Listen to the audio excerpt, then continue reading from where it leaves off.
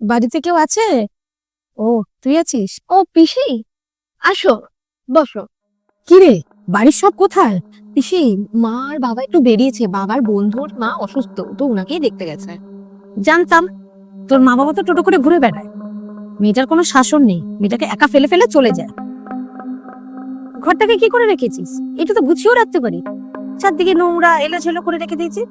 মা, ওর কাছ থেকে তুমি আর কি আশা করছো? নিজের চেহারাটাই তো কোনো সিঁড়িছন্দ নেই। কি রে তন্নি, তো চোখ মুখটা এরকম বসা বসা লাগছে কেন? কোনো ক্রিম ট্রিম কি মাখিস না? শীতে তো অনেকে সুন্দর হয়ে যায় দেখতে। আর তোকে কেমন লাগছে? আমাদের কলেজের ছেলেরা যদি ওকে দেখে না, কাজের মাসিই ভাববে। পিসি, তোমরা বসো, আমি তোমাদের জন্য একটু চা করে নিয়ে আসছি। না না, তোর হাতে চা খেতে আমরা আসিনি। আর শুনলাম নাকি সামনের মাসে তোর ফাইনাল পরীক্ষা। তোর যা মাথা, চেনে টুনে পাশ করলেই অনেক। আমার রিয়ার রেজাল্টটা দেখেছিস?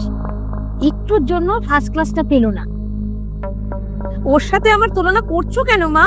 ও তো পাড়ার পাতি স্কুলে পড়েছে, আর আমি তো কনভেন্টে পড়েছি।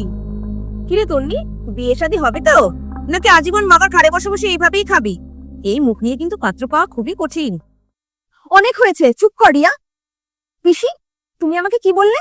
মা বাবা আমাকে শাসন করে না। মা বাবা না আমাকে মানুষের মতন মানুষ হতে শিখিয়েছে, তোমাদের মতন ওই অন্যের হাড়ির খবর নিতে শেখাই নাই। কি বললি তুই? তুই বড়দের মুখে মুখে তর্ক করছিস? সম্মান দিলেই সম্মান পাওয়া যায় রিয়া। আর তুই যে রেজাল্টের এত বড়াই করছিস, তোকে তাহলে আমি একটু মনে করিয়ে দিই। গত বছর যে তুই একটা সাবজেক্টে সাপ্লিমেন্টারি পেয়েছিলি, বাড়িতে কাউকে জানিয়েছিলি তুই?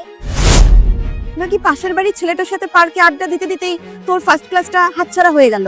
তুই আমার মেয়ের নামে মিথ্যা বদনাম দিচ্ছিস কেন? একদমই নয় পিসি, বরং আমি সত্যি কথাটাই বলছি, যেটা তুমি হজম করতে পারছো না। রিয়া আমার গায়ের রং নিয়ে কথা বলছে, তুমি আমার পড়াশোনা নিয়ে কথা বলছো। আমি তো দেখেছি ও প্রায় পার্লারে গিয়ে পড়ে থাকে, কিন্তু তারপরেও দেখো ওর মনের যে নোংরাটা সেটা কিন্তু পরিষ্কার করতে পারছে না।